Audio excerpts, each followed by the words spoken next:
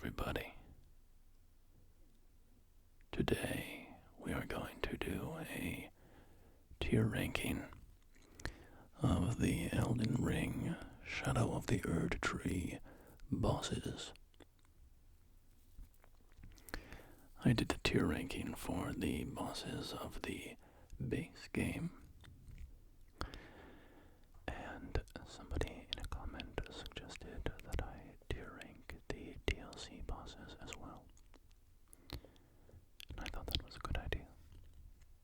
So, here we are. As a bit of a preamble,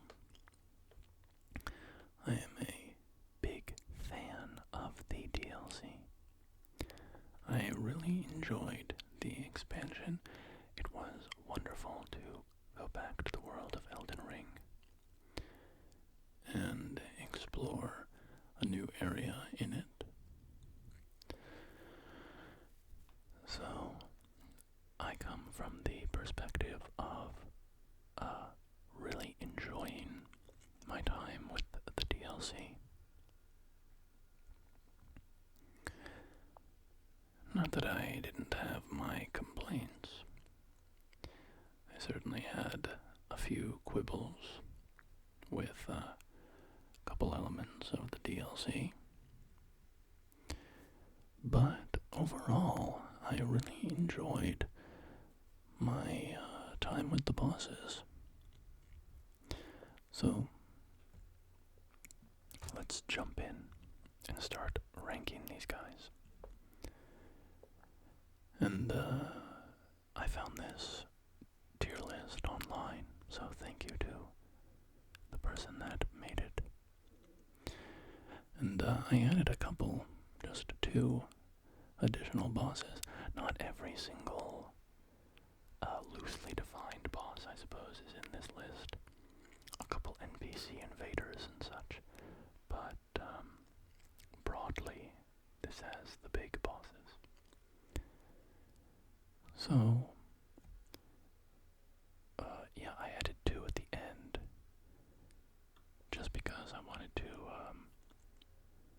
get a couple bosses that stood out to me that weren't in the list.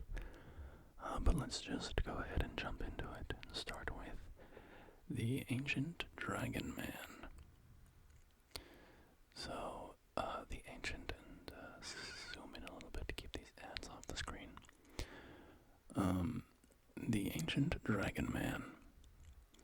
The Ancient Dragon Man you find in a pretty cool little dungeon.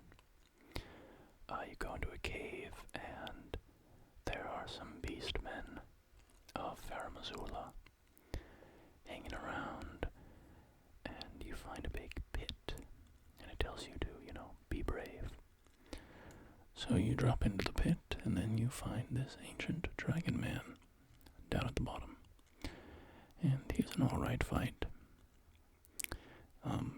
Thoroughly enjoyable. I don't really have any complaints. He's dangerous at close range, but then his special weapon can hurl red slashes of light. He has a great katana that he uses. And, it keeps him dangerous at multiple ranges, so you don't really have breathing room in places where you normally might, where normally somebody, the boss might have to close the distance with you. The Ancient Dragon Man is going to be able to keep up the assault, so he's a pretty aggressive boss. And, other than that, he's doesn't have many noteworthy traits, besides his fun design and dungeon. So, I think he earns his way into B tier. I think nothing wrong with him, so he doesn't deserve C tier, but, nothing that really elevates him above the rest of the pack. Next, we have Ancient Dragon Senesax. And I spoke in my last video about how I about dragon fights in Souls games, and how sometimes they are not the most interesting battles. Not that they are unpleasant, but they can be a little boring, a little repetitive, and they're not typically my favorite fights. Senesax is a little more interesting with some of the lightning moves that they deploy, but at the end of the day, a dragon fight is still a dragon fight. And I don't remember what tier I put the dragons in my last list. Were they in C? I'm gonna put Senesax in C. Senesax in C. Senesax in C. Senesax in C. However, there's exceptions to every rule, and just because a boss is a dragon does not mean it has to be lackluster, as Bale the Dread proves. This is an easy S tier, our first S tier of the list. Bale the Dread is flawless, honestly. Has an incredible lead up. I love scaling the jagged mountain, the jagged peak. The storm as you're going up the sides of the mountains just becomes increasingly violent, and the clouds are all roiling with red lightning, and there's bodies of dead drakes all over the place. And you fight a couple drakes and Senesax, the ancient dragon, as you're climbing. And then eventually you find your way to the peak of the mountain and step into Bale's arena. And then he arrives, and he is incredible. His design is amazing. He's this colossal dragon, but heavily wounded. He's missing a leg, and his wings are ripped to shreds. And he has heads clamped onto his back. 2 heads from his nemesis, Placidusax, the Dragon Lord. For Bale and Placidusax once had a horrible fight that left both of them equally wounded. And Placidusax, 2 of his heads bit onto Bale's back, and then Bale ripped those heads off. So you can still see those heads clinging to the dragon's back, and it's just an amazing piece of design. So he's very cool to look at, but it doesn't stop there, because his mechanics, his moveset, are phenomenal. He is a delight to fight. Phase 1 is good, and then you get to Phase 2, and he just erupts, and he is flying into the sky and shooting lasers across the battlefield and summoning magma bursting from the ground, and it never feels unfair or too much. It is spectacle adeptly intertwined with fighting, with quality fighting. So it's just an amazing battle, and we're still not through with my praise, because Bale also has the best NPC summon of any fight in FromSoft history. Egon, the Drake Warrior. Egon is an NPC that you meet on the road to the Jagged Peak, and he is cursing the name of Bale. And as you ascend the peak, you find Egon again, and he asks you to summon him to face Bale. And when you do, Egon erupts, screaming immediately, "Curse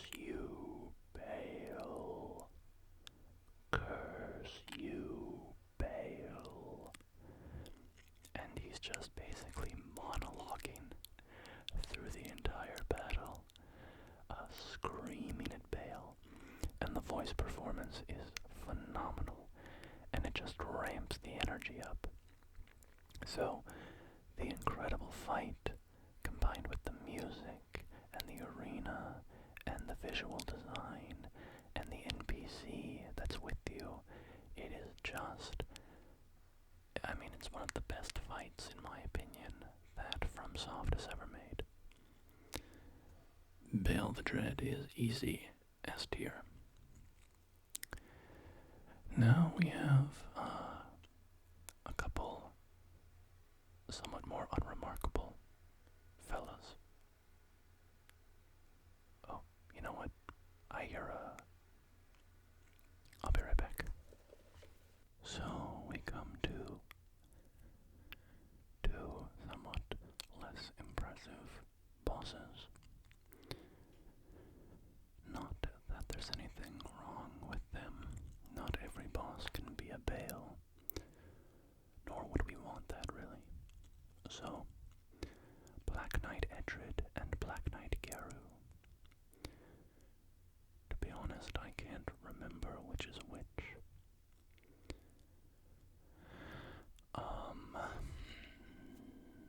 I think Erdtree is found in a fort. The Fort of Punishment or something like that. And he flies up into the air, kind of launches at you.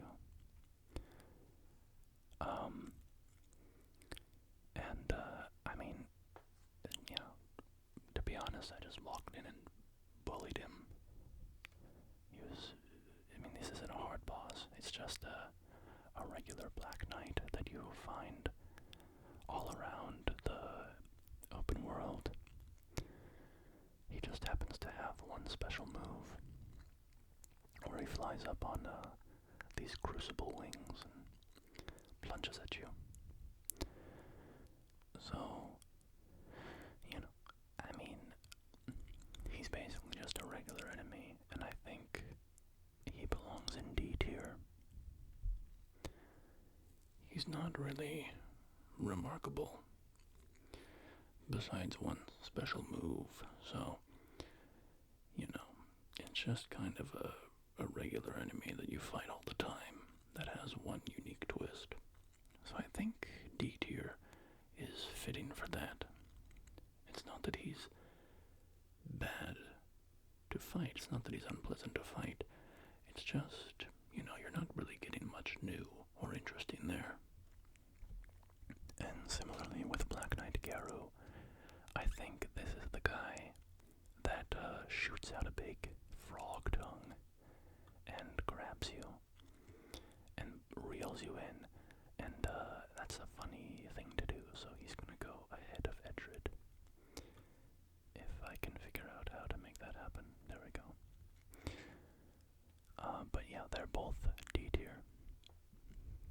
So now we have our first nameless mausoleum boss fight. The Black Jail Knight. The Black Jail Knight is a fun boss. When you are close, he's going to use his sword and spells, or sword arts, or whatever they are that he uses. And then he also has a crossbow that he will switch to, and the crossbow is rapid fire, so it's basically this continuous stream of crossbow bolts. And if he catches you healing with that, he's pretty much going to insta-kill you, so watch out for that. But he's a fun boss fight. Not too complex, not too surprising, or, doesn't have a wide variety of moves. But I think he's more fun to fight than Ancient Dragons and his axe. And, you know what? I think he's better than Ancient Dragon Man, so B tier. Chief Bloodfiend. This is kind of an unimpressive boss, I'll say. Nothing wrong with it, nothing unfun about it, but basically just a regular Bloodfiend spellcaster, but with a lot more health. So you're gonna be dealing with the blood flies and the blood claws and whatever, all the tricks that you're kind of used to with that. So maybe there's one or two unique attacks in there. I don't really recall. But kind of on the same principle, I'm going to put the Chief Blood Fiend with the Black Knights because it's just a enemy that you find normally, kind of upgraded a little bit to become a boss. Alright, now we have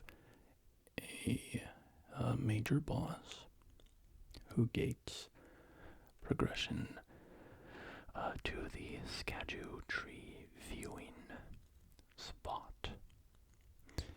And Commander Gaius is mounted on a big hog, a big boar, and permanently mounted there because he is also an albinoric and his legs have withered away. So he cannot walk on his own, and he rides his faithful steed. Commander Gaius was a pretty fun fight.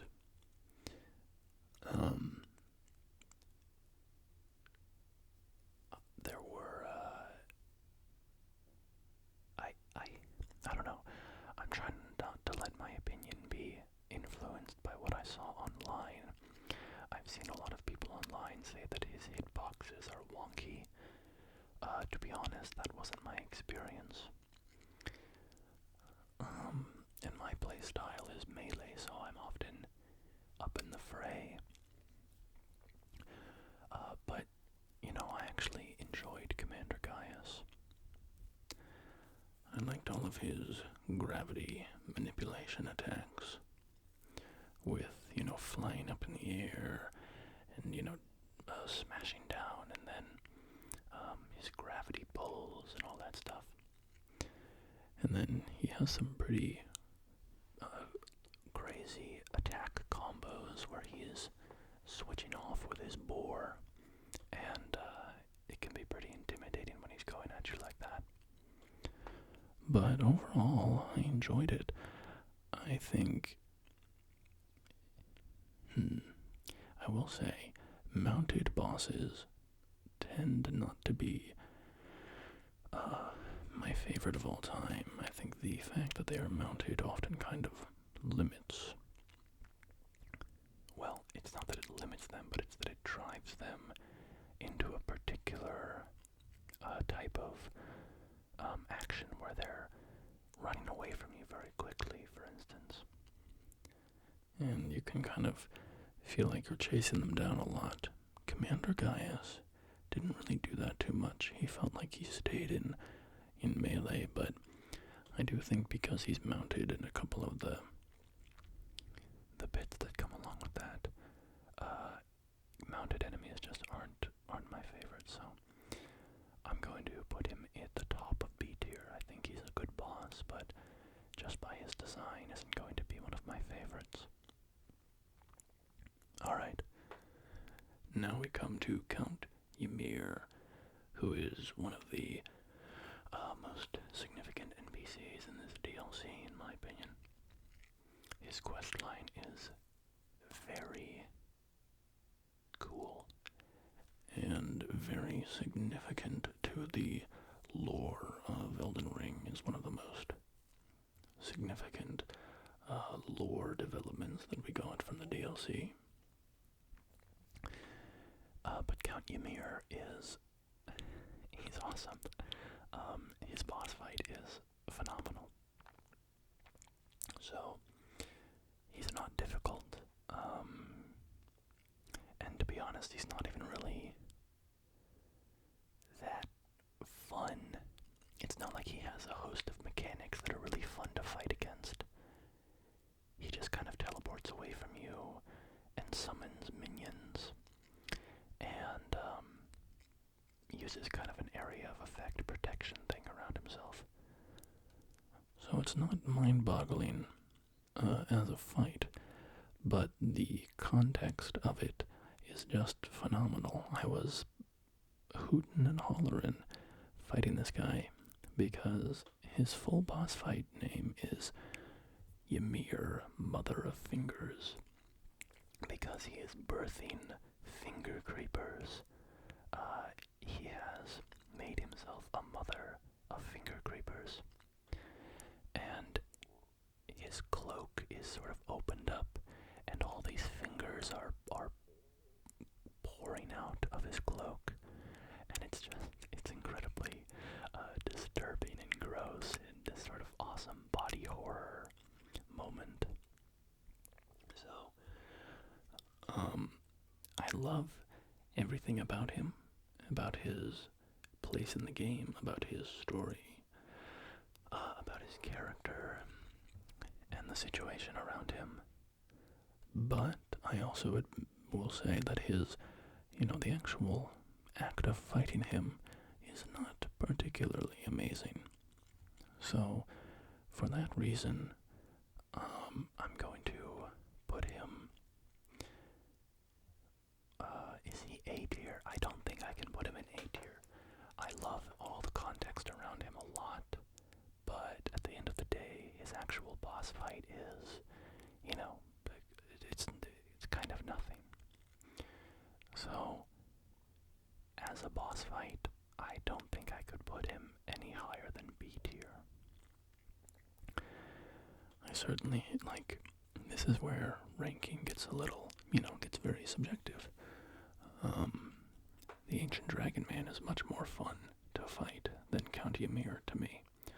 But Count Ymir is far more memorable and interesting as a character than the Ancient Dragon Man. So, putting one here and one there, it could go either way, but I think I have to give the mechanics their due and put Ymir at the bottom of B tier. Because as a fight, it's just not that fun on its own. But again, the context of the fight does make it fun to do. It's just that the fight mechanics and moves themselves are not so amazing. So, Cursblade Labyrinth. This one just dropped like a sack of rocks. I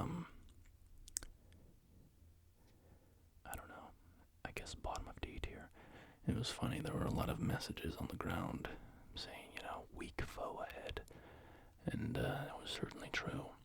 Cursblade Labyrinth was not very impressive.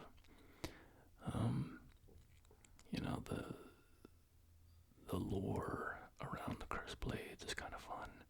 That they were imprisoned, but then when Mesmer came along with his crusade, the Curse Blades were pulled out of the prisons to fight back. But yeah, I think Curseblade Labyrinth, first off, he's a reused enemy, which we've talked about, so that's easy D tier right there. But also he dropped in 4 hits, so not much of a fight. The Dancer of Arana. This boss can be found in the Nameless Mausoleum at the Cerulean Coast. And she kind of throws fire blasts at you. It was an okay fight. Not, again, these Nameless Mausoleum fights, they went down in 1 or 2 tries. I think one for all of them, except the Black Gel Knight took me 2 tries, so when I think back to them, the experience of fighting the boss is it was a very brief blip of time, and so they don't stick in the mind super well. I don't have a full understanding of their movesets and so on, but the Dancer of Rana was okay, so I'll put her in C tier. Not as, I liked the variety of the Black Jail Knight's moves more, so I'm gonna put Dancer of Rana in C. Now we have two Death Knights here. Death Knight version 1 and Death Knight version 2. I don't really remember what the differences are between these. I thought that they were fun fights though. Very dangerous and aggressive. One of them could regain health if it hit you with its grab attack, which was kind of fun. And then it was also fun finding Godwin's fish face here. But that was very minimal part of the story. I mean, really more of an Easter egg than anything else. It didn't really tie in. Except for maybe the Charo graves. I don't know. If those like skeletons there have anything to do with Godwin, I don't know. But I think that these are great bosses. I really enjoyed them. So they're both going into A tier for me. Kind of peak examples of what I look for in these kind of knight side. Like there's I categorize bosses into tiers, right? People like the Black Gel Knight and the Dancer of Rana are like character-sized enemies. And they're all doing things that character could theoretically do as well. And they have their own sort of vibe to fight against. And then people like the Death Knights and the Black Knights, they're like one step up from a character. They're a little bit bigger, and they tend to have more exciting, interesting attack sets that don't utilize mechanics that a player character could theoretically use. So they tend to be a little more exciting. The Deathrite Bird. Deathrite Bird. These guys are okay. They're a fine boss. There's a few of them in the main game. They're not my favorite bosses in the game, but their design is really cool, and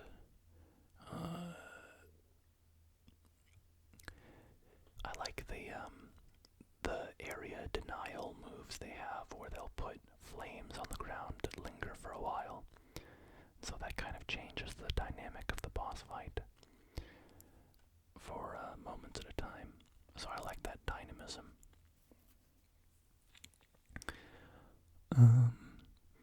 But at the end of the day, on just kind of a subjective level, they're not really my favorite bosses. So I think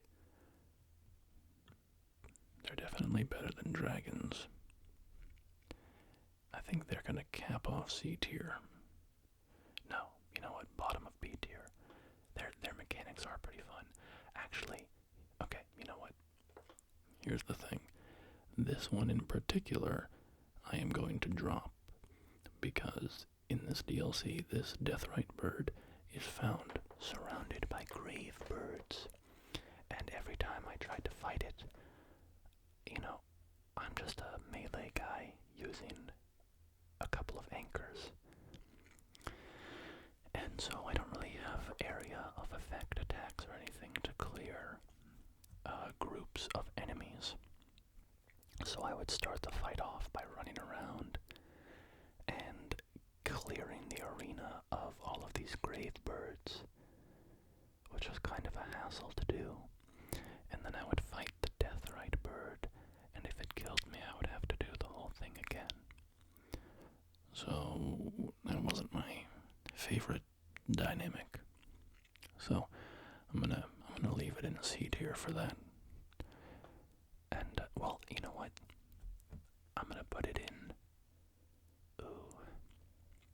I'm gonna put it in D tier for that.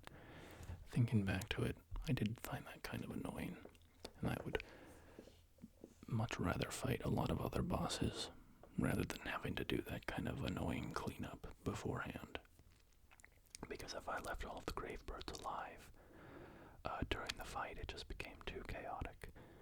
And my personal build didn't have a great way of dealing with them.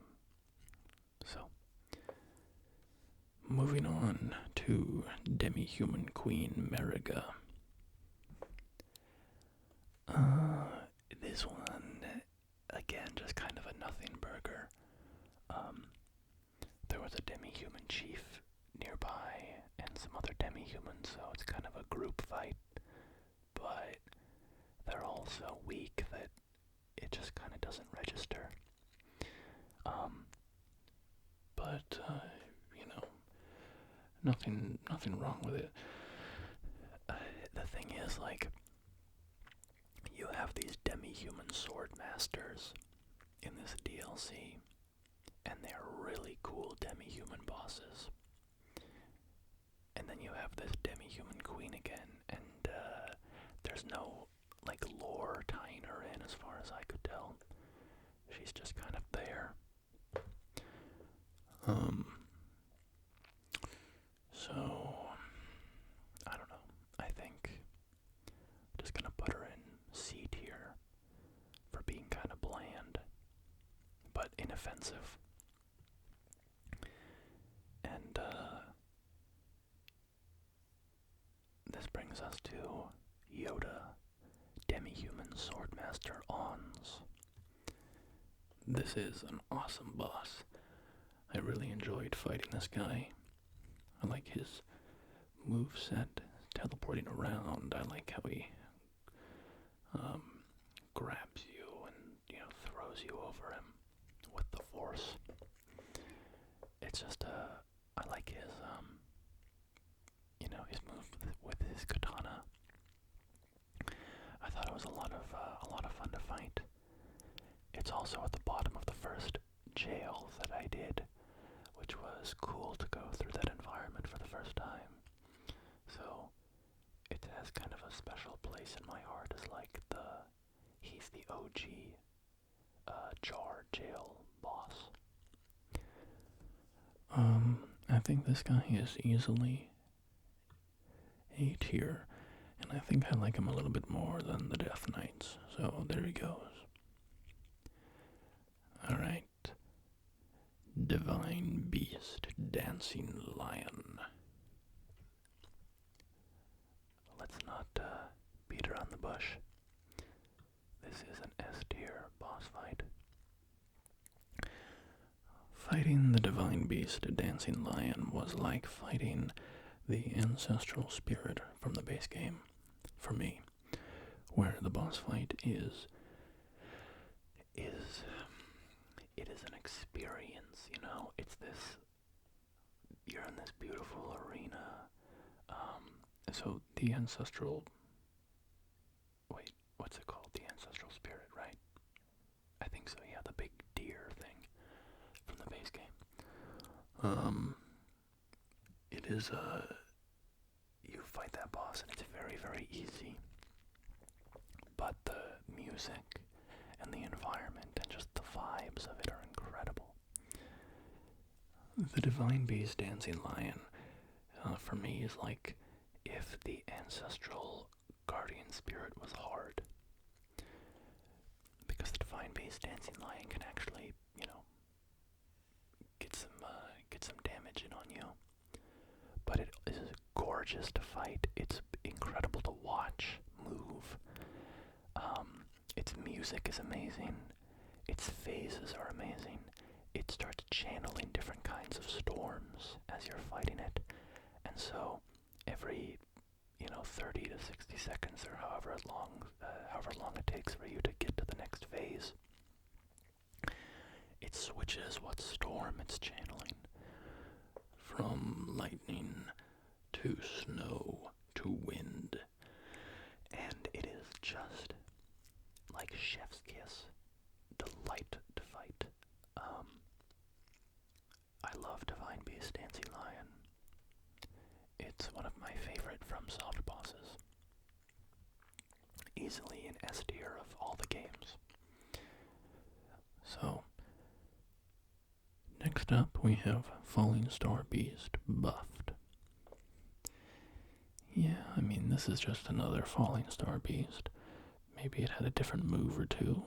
I don't remember the fights from the base game well enough to say. But this guy was okay. Um, you know, he's like, it's not trying to be a brand new experience. It's just reusing this old boss, so it's fine for what it is. It's just not bringing the juice of something new. So I don't have a complaint against it really. So for that reason, I'm gonna put it at the bottom of B tier. Furnace golems. Alright, this one I have complicated feelings about. On the one hand, it's fine. It's very cool to look at. And it was fun to fight the first time. But they used like, I don't know, 8 of these things across the whole DLC. And the fights take like 10 minutes each. It's just really tedious because you're just standing there. And I mean, different builds, different whatever, right? For me, how it went down is I walked over to its feet. I started doing heavy attacks. I jumped whenever it stepped its foot down to avoid the damage. I did another heavy attack. I jumped. I did another heavy attack. I jumped. Every once in a while, he would charge up both his feet for jumping both feet at once. And then I would call Torrent and run away. And then go back and continue the cycle. So, once you learn how to fight them, it just becomes very repetitive because they have so much health. So it takes a long time to kill them.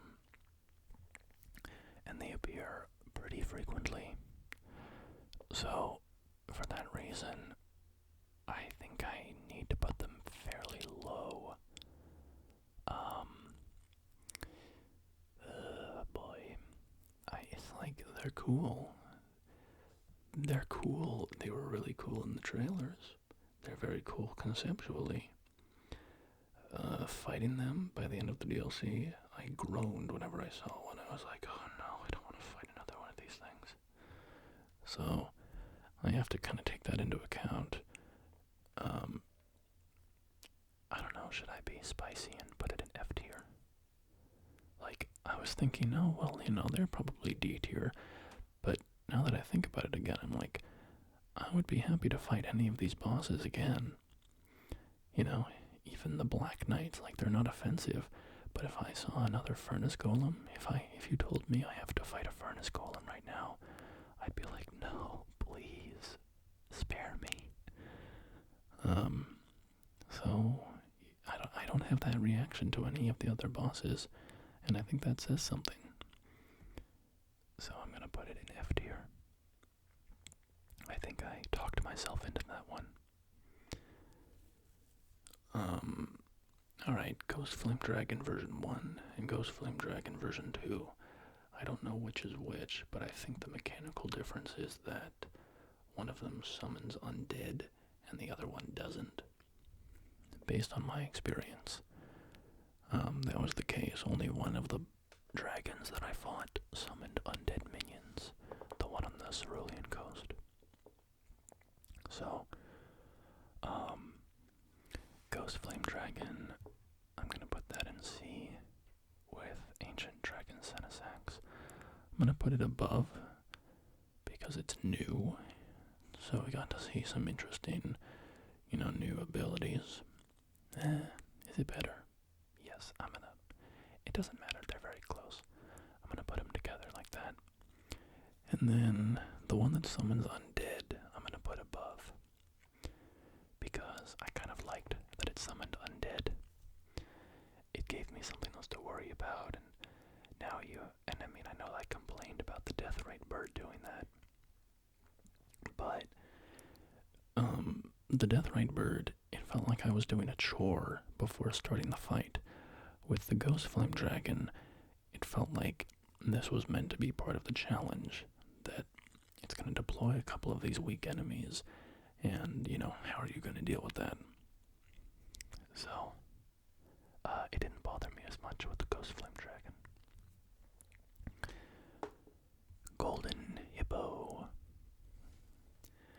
This is a pretty fun boss. This is one of the few times in the DLC where I felt like the hitbox was a little wonky. I will say, whenever a golden hippo tried to grab attack me, I could not, I would have no idea if I was going to be able to dodge out of the way or not, because it very often felt like I dodged past its jaws and then got grabbed anyways. So that was a little wonky, but other than that, it's a fun fight. It rolls around when it deploys its big spines and it just shoots them out all over the place. And I like that it gets really big. Kind of a fun development in the middle of the fight.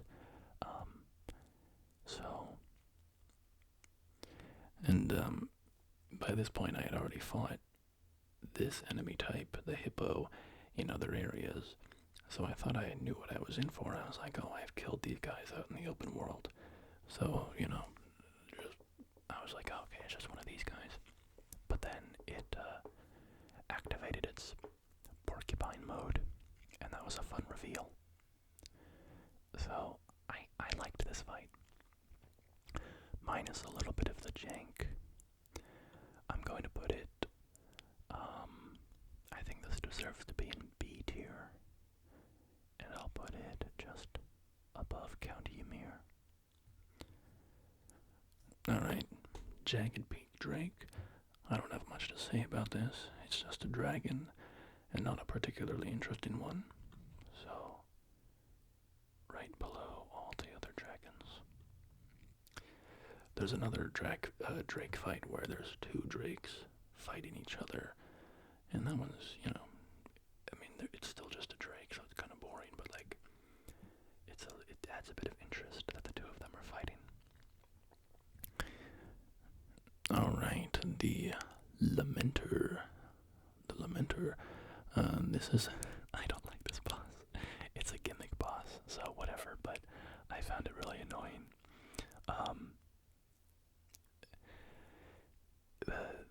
So how this boss works is you go in and you fight him, do a bit of damage to him, and then he vanishes. He's gone. You can't hurt him. And then you sit there for I don't know, it's probably 10 seconds, but it felt like 30 seconds. And you wait, and you wait, and you wait. And then a bunch of hims spawn in, like him and a bunch of clones. And they're all attacking. And one of them is attacking with bigger balls of flame, so that I'm like, okay, that's the real one. So I go over and I deal all my damage to that one. And then he disappears, they all disappear, and then I just die in this weird way where I'm laughing and then I die. I'm like, okay, I guess there's something I don't understand here. So I go in and do it again, and I fight, kill some of the clones. And then when they disappear, there's these little heads that are accruing around my own head. And so, how it works is the fewer clones that you kill, the more heads you get around your character. And once you gather a certain number, you immediately die. Fine. It's a little gimmick, whatever. It's not unpleasant on its face. But kind of almost the opposite of the Deacons of the Deep fight from Dark Souls 3. Where in that one, you just have to go fight the main guy, go find the one that actually matters. And in this one, it's don't fight the main guy. You have to go kill all the minions first. So I don't hate that in principle. But it was a little annoying to die a couple times from this mechanic, from the gimmick mechanic. Here's the thing, I don't mind the dying from the gimmick, that's fine. The only thing that annoyed me was how long it took him to respawn when he vanishes. And so I was just sitting there, fight after fight, waiting for him to respawn. And in the end, I think it only took me 3 tries to kill him, but I still just walked out with a sour taste in my mouth. So, I didn't really like this fight. He's kind of a funny-looking weirdo. So his design is kind of fun, but I think I'm gonna put him in F tier, just because when I think about it and I'm like, who are the bosses that just left me with a sour taste in my mouth? Furnace Golem and Lamenter both do that. But Lamenter really isn't that bad. Like, it's not like he ruins the DLC. He's very easy to beat. It's not a difficulty thing, right? It's just it's the time that it took for him to respawn. It's not even a big deal, right? But when I just think about it, I'm like, I didn't really like that aspect. If they just chopped down that time, that waiting time, to like 3 seconds, I think my problem would vanish. Alright, Mesmer the Impaler. This is a great fight. They nailed this one. This is easy S tier. And I'm gonna put it above Divine Beast Dancing Lion. Because I love well, is that fair? Yes, I do think it's fair because I like the variety of Mesmer's attacks. I like, interacting with his variety of abilities. I like his second phase. All three of these bosses, I feel like I could put them kind of in any order and justify it. I like them all a lot, in pretty similar amounts. So, Mesmer, I don't have much to say about him, honestly. Like, it's just one of those things where you gotta play his fight and experience his moveset and kind of feel the flow of it, and it's just very satisfying playing against him.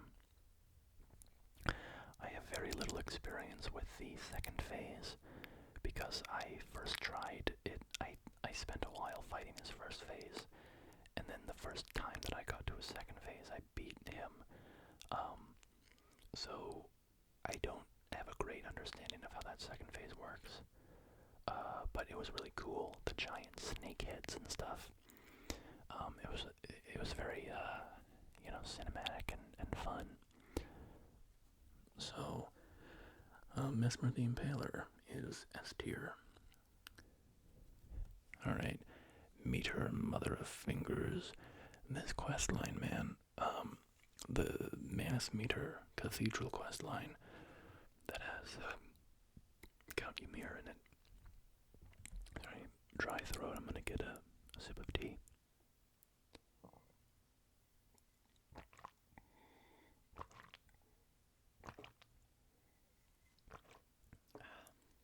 Oh, that's really good. It's cinnamon tea. Yeah, Meter, Mother of Fingers, the quest line was crazy. I felt like everything in the quest line was so weird that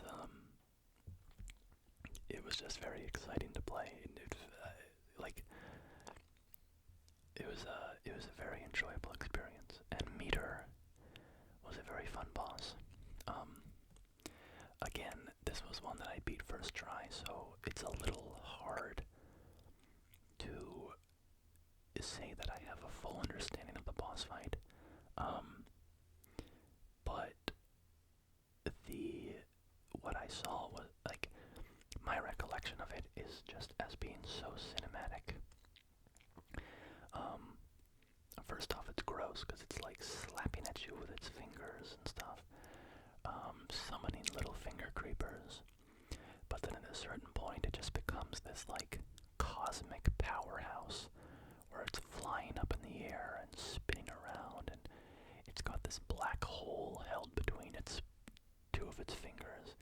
It's just this like mind-blowing experience. You're in this really weird arena.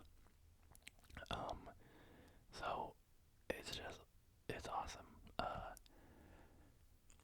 don't know, maybe if I played it more, I would discover that the experience doesn't quite live up to my memory of it, but I have to go with my gut here. I loved this boss fight. It is S tier for me. Midra, Lord of Frenzied Flame. That's not true. My character is the Lord of Frenzied Flame. There can be only one. No competition. I had to take this guy out. So, this guy, first off, take the surrounding area. Midra's Manse and the Abyssal Woods were such an evocative place. I loved descending through those catacombs where you fight Jory as a boss, and then you end up in the Abyssal Woods, and there's all these creepy messages, and Torrent won't be summoned. You can't summon Torrent because he's too scared, which is like, that's never happened before. It's just, it makes you sit there and go like, oh shit, like, this just got real. But then Midra is awesome because, once you finally get through his creepy, crumbling mansion, you get to him, and he's this little guy who's running at you and screaming and jumping at you, and he doesn't even have a boss name at that point. And so you smack him a little bit, and then this nasty cutscene plays. It's crazy. They put it in the trailer where he's ripping the thing out of his head. Very memorable cutscene.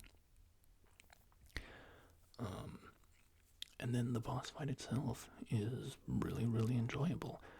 I love the way that he moves, how he kind of floats and flies, and like he'll sometimes go up into the air and turn horizontally and like spiral through the air towards you.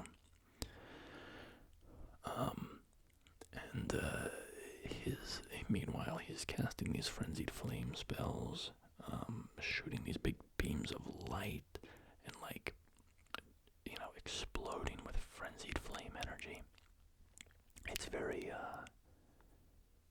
very exciting, very cool. Feels very appropriate to a frenzied flame themed boss, the kind of moves that he's doing. So overall, I just gotta give this a great ranking. I feel like I'm clogging up S tier too heavily, but I'm inclined to put Midra in S tier. I think, oh boy, I feel like I need to check myself, because I'm looking at this and I'm like, there's gonna be some more S tier fights coming up, and I might be over S-ing this tier list. Okay, you know what I'm gonna do? I think Meter should drop down to A tier. I think I'm letting the cinematics of the fight win out a little bit too heavily. When I think back to the actual fighting itself, it was a lot of just kind of running up and smacking her, killing a couple minions, not the kind of dance-like rolls and back and forth that I tend to really enjoy. It was an incredibly cinematic fight that I will remember, but maybe not the best fight mechanically, moveset-wise. Not that there's anything wrong with it. It's an awesome fight, but just, are those mechanics worthy of S tier? Maybe not. Does Midra go in S tier though? Oh boy. The thing is, like, when I think of Midra and I put it up against Bale the Dread, I feel like there's a category difference there. There kind of has to be. I really like Midra's theme because I really like the Frenzied Flame storyline. Like, I really like the lore of the Frenzied Flame. So anytime they incorporate Frenzied Flame, that's kind of a weakness for me, because I really like that stuff. But the boss fight is super satisfying to play, very fun. But maybe it's an A tier. No, this is S tier. The movesets just really work for me. I really enjoyed fighting it. I really enjoyed the physical action of, dodging and attacking Midra. It's just a great fight, so that's got to be S tier. Now we have Putrescent Knight. We are continuing our streak of amazing bosses because I really like the Putrescent Knight. The Putrescent Knight. I would say, besides the final boss, the Putrescent Knight took me the longest to beat in this DLC. It is, which is primarily because its timings, its attack combos, the rhythm of its timings took me a very long time to learn. It was not intuitive for me, and I was constantly early dodging, and then would get smacked. But it was very, it was fair and very learnable. And so, once I started mastering those timings, then it became this really, really fun fight, where it was this back and forth. He would have these big combos, and then, I would get in my opportunity to punish, and but even when he was comboing out, the rhythm of my dodges was very satisfying to perform. It felt very good to nail a dodge sequence with his combos. And when I think back, I think Putrescent Knight has to be. This is what I'm talking about. I'm putting too many things in S tier. Or am I? I mean, these bosses are awesome. I just really love these bosses. So, yeah, Putrescent Knight. He's going in S tier. Right above Midra, because while I love Midra, I like Putrescent Knight a bit more. Now we have our first great red bear, Ravla. Or, we also have Rogalia a little later. Let's just do them together because they're identical. As far as I know, maybe they have a couple differences, but they're basically identical.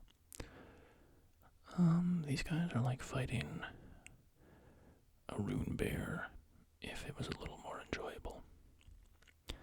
So,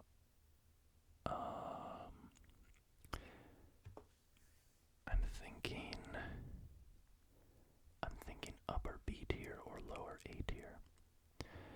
Basically, the Great Red Bears, what I like about them is they combine very heavy strength with, dexterity. They are both swinging like freight trains and can zoom around and zip around with great agility, which is a very fun, kind of terrifying combination.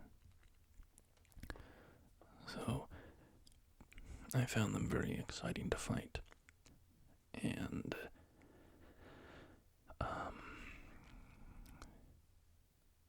do I like them more than Commander Gaius? Maybe. Do I like them more than Black Gel Knight? Definitely. So, yeah, it's just a question of do they go above or below Gaius? And I think Gaius is maybe a little more fun for me. So, let's put the two red bears right there in B tier. And now we have a third red bear. This one being the red bear you find in one of the nameless mausoleums.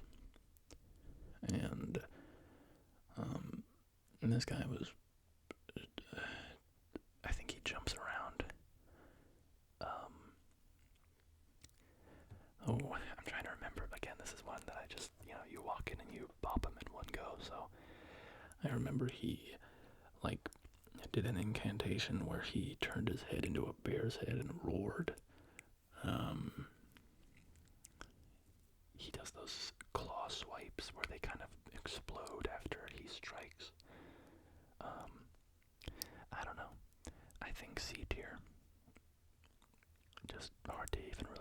so. But nothing wrong. I mean, I recall it being a fun fight. It was just nothing to really stand out as like one of the great fights. So I think C tier is where things go, and it's kind of like, yeah, I mean, you didn't hold the game back, but I'm not gonna think about you in a year when I think about this DLC. Alright, Rolana, Twin Moon Knight. Guys, am I putting too many things in S tier if I put Rolana in S tier? Rolana's an awesome fight. Her moveset is very, it's quite varied. I really like the different moves that she has tied to each of her swords. The dodging with her feels very intuitive and fun and natural. And, you know, that's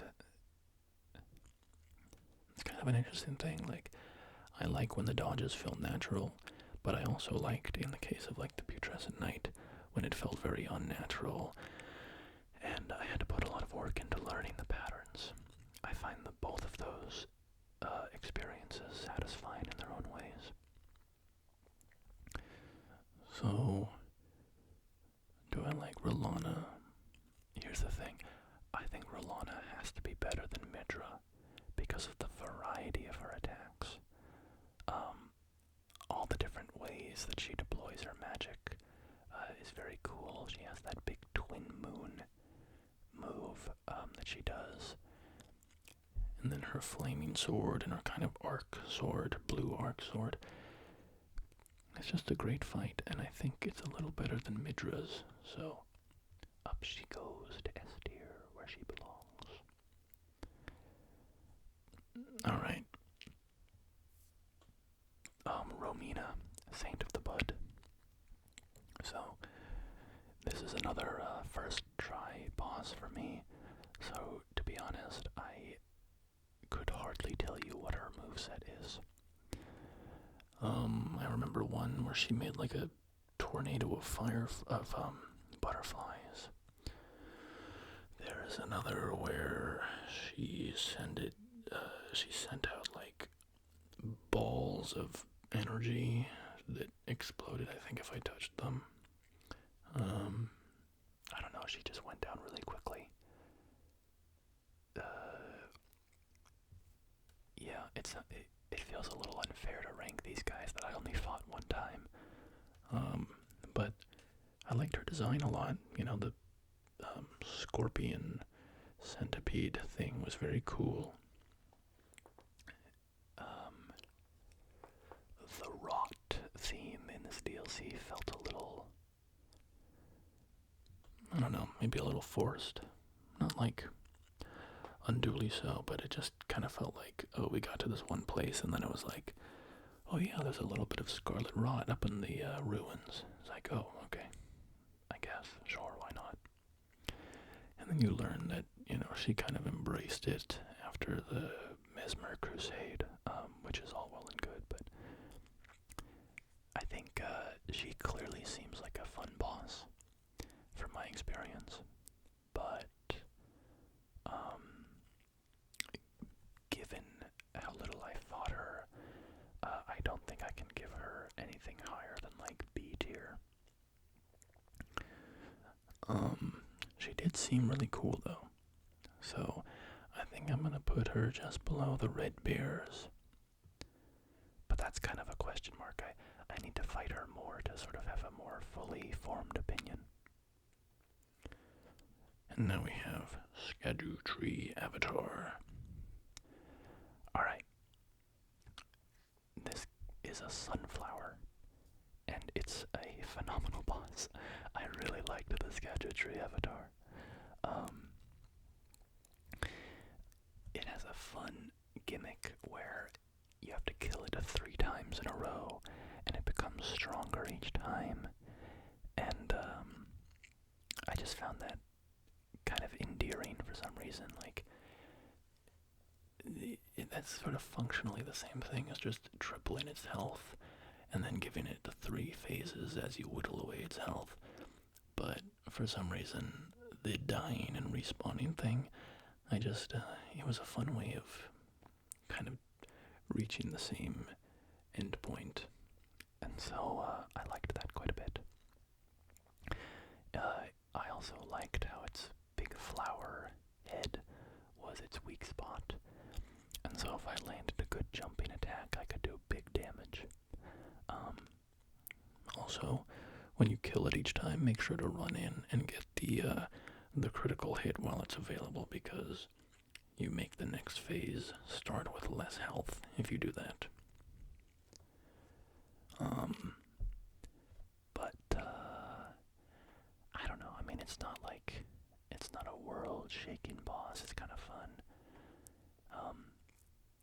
When you're close to it, it'll drop down these spots where thorns are gonna pop up, and you have to get to the safe spot. If you're far away, it'll launch thorns at you. You have to roll to avoid them.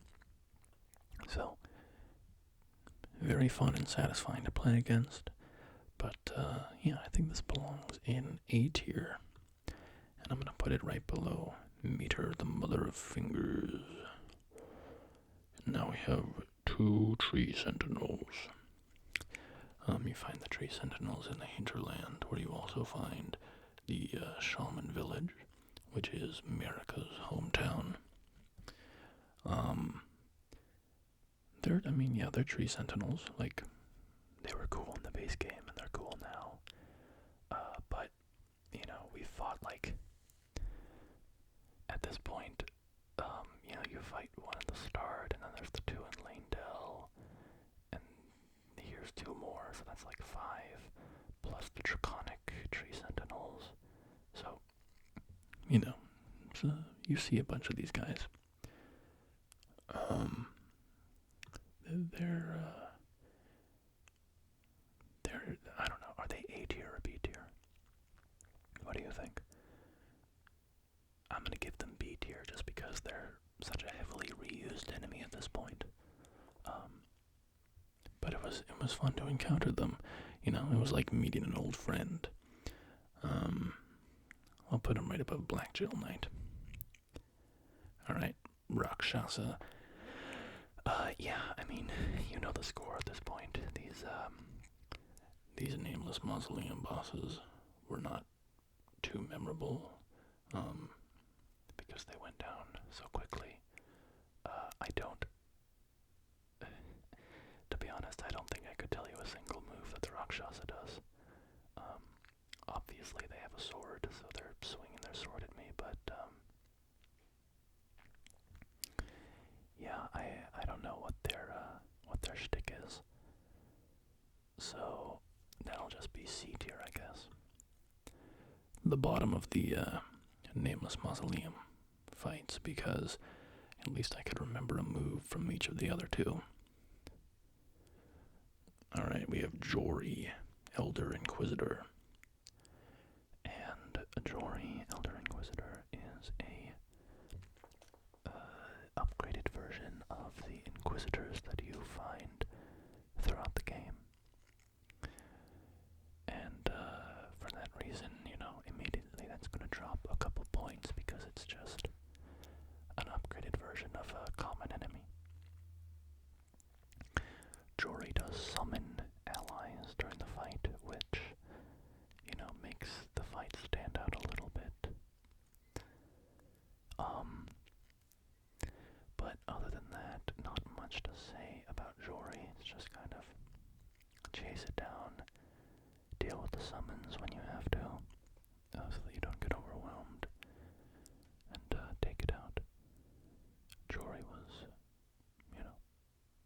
kind of memorable only because they were guarding the Abyssal Woods, so their arena was cool and unexpected, because you're going through the catacomb and you're expecting a regular catacomb ending, with the boss fight, in the place that you fought a million bosses in the catacombs from the base game. But then suddenly you're outdoors in this creepy shaded area. So that's kind of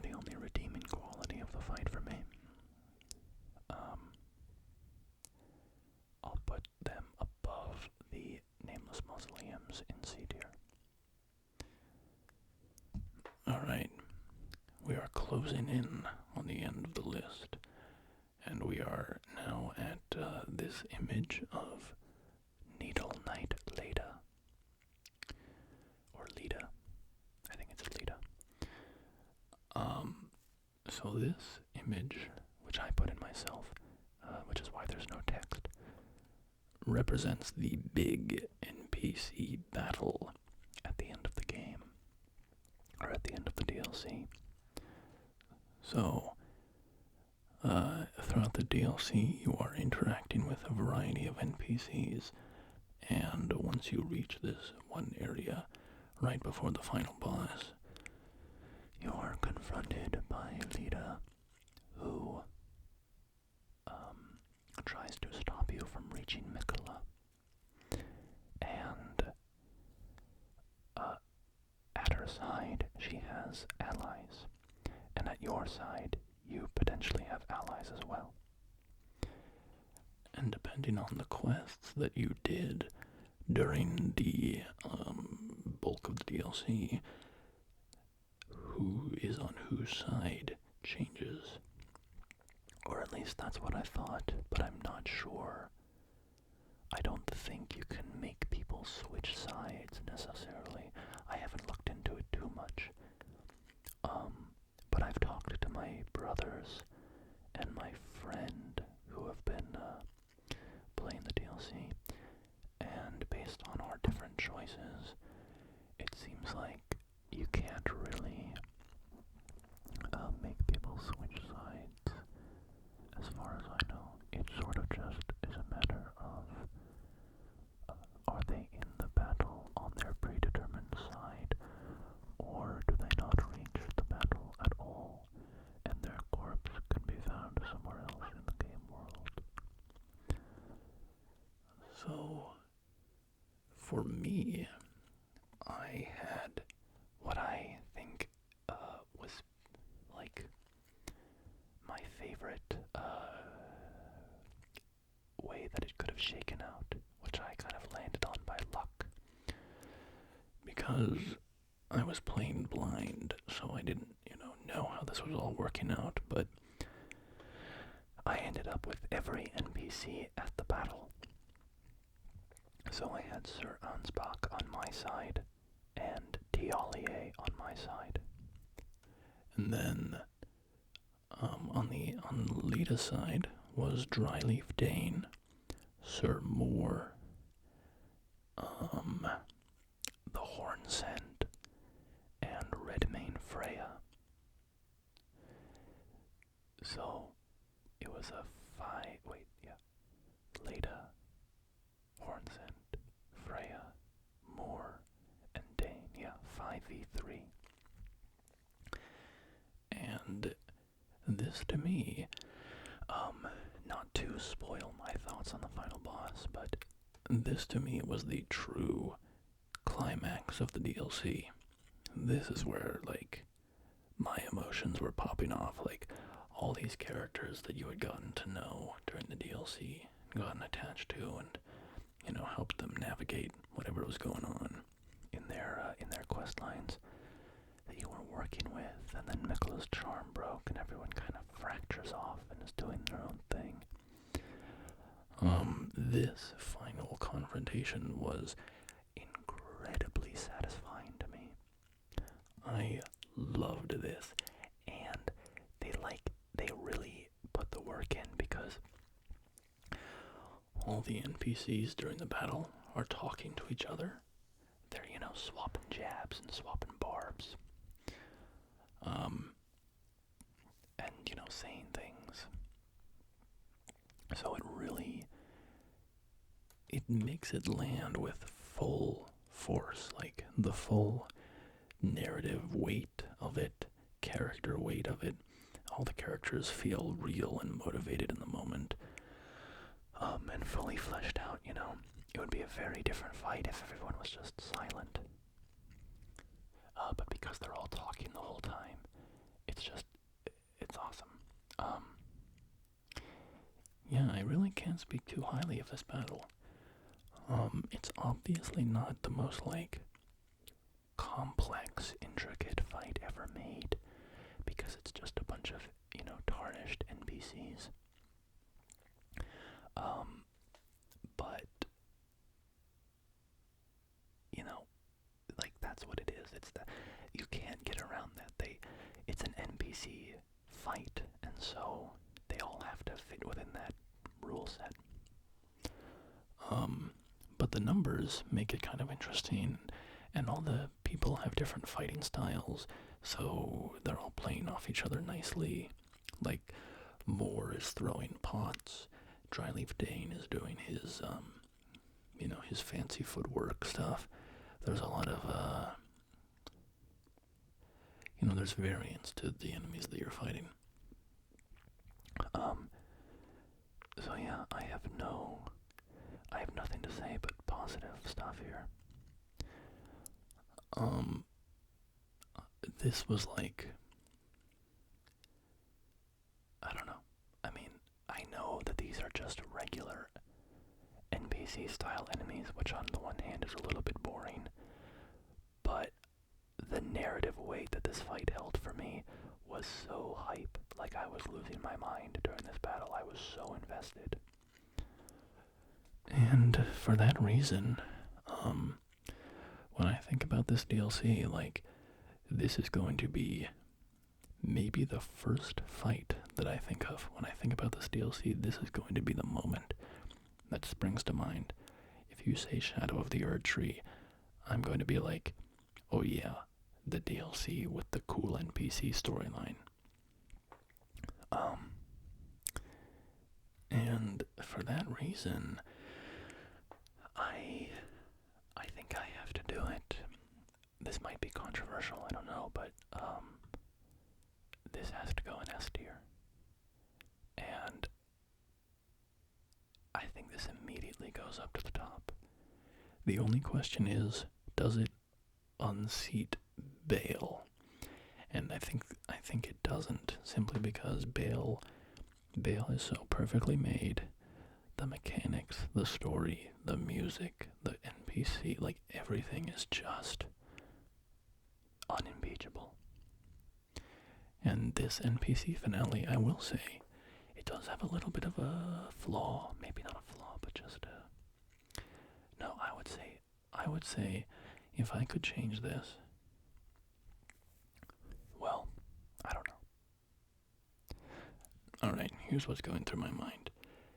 My problem with this final battle is that I had an amazing experience because I stumbled into doing all the quests in just the right way, that it made this final battle as epic as it could be. Like, all the characters were there. But from talking to other people I know who played the DLC, they did not have that experience. And so, I think there's a bit of an issue with the design where it's not going to be so cool for everybody. But at the end of the day, this is my subjective ranking from my personal experience, so I just have to take it as it was for me, which was phenomenal.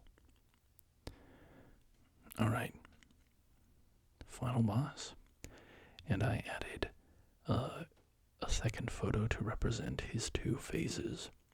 So, phase 1, we have Radon, promised consort, and phase 2, we have Radon, consort of Mikola. So, Radon, promised consort. Alright, y'all, I'm gonna level with you. I don't really like this final boss. Phase 1 is okay. I find it a little... I don't know. I just find it a little bland. He does one gravity attack. Well, okay, no, he does two. He launches himself into the air and throws some dinky little meteors at you, and then he just kind of falls to the ground. And then he has another one where he gravitationally pulls you in and then, like, makes this, dangerous area of rocks, gravity rocks around him. He has one blood flame move to represent his connection to Moog. The fact that he's in Moog's body. And then other than that, he's just kind of swinging his swords. And, I mean, you know, it's fun to dodge. But just like visually, he's just kind of doing the same swings, like variations of, okay, I'm swinging to the left, and then I'm swinging with both my swords, and then I'm swinging once and following up with the other. I don't know. I know that sounds like stupid, like, okay, yeah, he has two swords, he's gonna swing the swords. But, I don't know, I guess when I think of, like, Melania, she has her kick attacks, she has her thrusting grab attack, she has her quick slashes, she has her waterfowl dance, and her heavy charge attack. Like, she has all these things that she does that, I don't know. I'm saying this and I'm like, okay, yeah, but you could say the same thing about Radon. Like, he has his spinning blade attacks. He has his, you know, he swings both to the side to catch you and then slams them down on top of you. He has his gravity attacks. He has his jumping attack. So, I guess I can't really defend that, like, on an objective level. Just on a subjective level, I found it a little bland, for this great big final battle. But, you know, it was fun to learn. You know, it wasn't like a bad, it's not unpleasant to fight. I think I just found it underwhelming for a final boss, when there have been a lot of other bosses in this DLC that were kind of more exciting to fight against. And I'm not saying like anticlimactic, because From Software, you know, they like to do their anticlimactic DLC bosses. Anticlimactic, like, in the sense that you beat them and it's just kind of, that's it. Like, Dark Souls 3, you beat Slave Knight Gale, and it's like, okay, you're just in this vast expanse of ash. You fought this one other guy who was left with you, and that's it, it's over. But yeah, just, I have to go subjectively here. That's all that you can do, and, mechanically, I found him fine. You know, his moveset was acceptable, was enjoyable enough. But narratively and, like, just in terms of meeting the moment, I just found it a little boring. But it was satisfying to fight against, so I don't know. I guess low A tier. Maybe he's... See, I didn't even like him more than the Death Knights. Like, the Death Knights were more interesting opponents to me.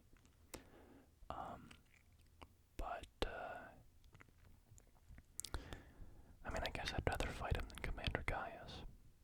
So, put him at bottom of A tier, why not? Alright, and finally we have Radon, consort of Mikola, and, F tier. Easy. Just kidding. Half kidding. I don't like this phase. I really don't like this phase. For one simple reason. The difficulty of seeing what's going on. The laser beams that are on screen at all times.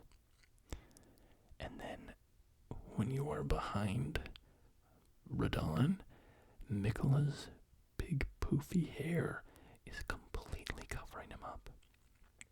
And so once you have that, the hair combined with the light effects, combined with Radon's like seizure-inducing hologram attacks where he's up in the air and then he launches at you like 4 times these holograms before he himself arrives, it makes for a very visually unpleasant experience for me, personally.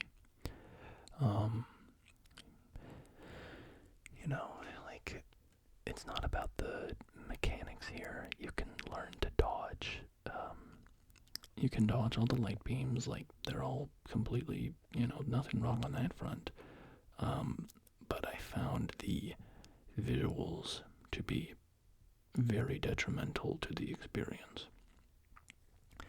It took me a long time to learn the second phase because I was struggling against Mikola's hair, right? As opposed to struggling against learning the timings of the attacks. And now this problem is alleviated somewhat by the fact that Radon reuses a lot of his moves from the first phase, and they can be modified somewhat, but he's reusing the moves, so it's kind of a blessing, because if he were doing a whole new set of moves, like, I feel like I'd still be fighting him because it would be so hard to learn the combos given the visual effects on screen. So yeah, I have a fairly negative view of this final boss. But yeah, I mean, it's not F tier. Like, it's not as bad as Furnace Golems. Furnace Golems make me want to cry. Radon, Consort of Mikola, is just like he's a fun fight. But I really don't like this one aspect. This one aspect I feel like hinders the enjoyment of the fight.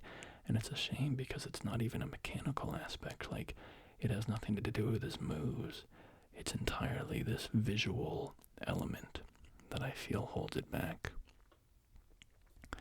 I'll also admit that this whole Radon coming back to life reveal, it doesn't really excite me. Like, this wasn't a very satisfying twist, I guess, to me. If you liked it, that's awesome. I know a lot of people do, and there's nothing wrong with that. Just for me personally, I thought, I don't know. I feel like they could have brought Godwyn back. I've seen people talking about that. Like thinking that Godwyn could have been Mikola's consort. I think that would have been pretty cool. There's obviously issues with the fact that Godwyn's soul is, dead. But if, like, Mikola was just puppeting his flesh, his living flesh, as a consort, even if there was no soul in it, Mikola was just using it as a tool. That could have been kind of cool. Anyway, in terms of actually ranking Consort of Mikola, I think it's a fun development on the first phase. I had to change my strategy because of the light beams were often coming down where I would, dodge too, so you have to change how you're dodging. It doesn't change, in my opinion, the playstyle hugely. You just, you dodge a little bit differently, but your openings are still largely the same. At least, again, by my playstyle. So, I think, like, the mechanics are fine, but, like, how many points do I deduct from this one flaw that I think really held the boss fight back? I'm gonna put him at the bottom of C tier, I guess. Seems about right. So, yeah. Now, ending on somewhat of a sour note there, but with that being said, I loved this DLC, like, so much. Have a couple of critiques here and there, but, I mean, just look how many bosses I put in S tier. Like, I thought the bosses here were just knocking it out of the park. And, yeah, I mean,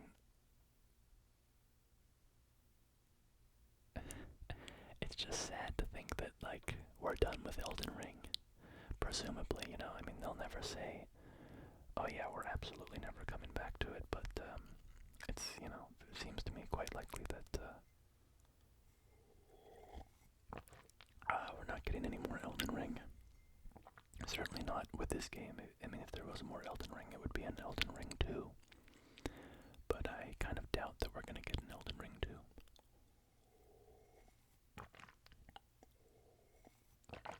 Oh, that's good tea. Alright, well, that about wraps up our little get-together here, so thanks for stopping by. If you've played the DLC, I hope that you enjoyed it as much as I did. And if you're struggling, as there's definitely some pretty hard bosses in this, I wish you good luck.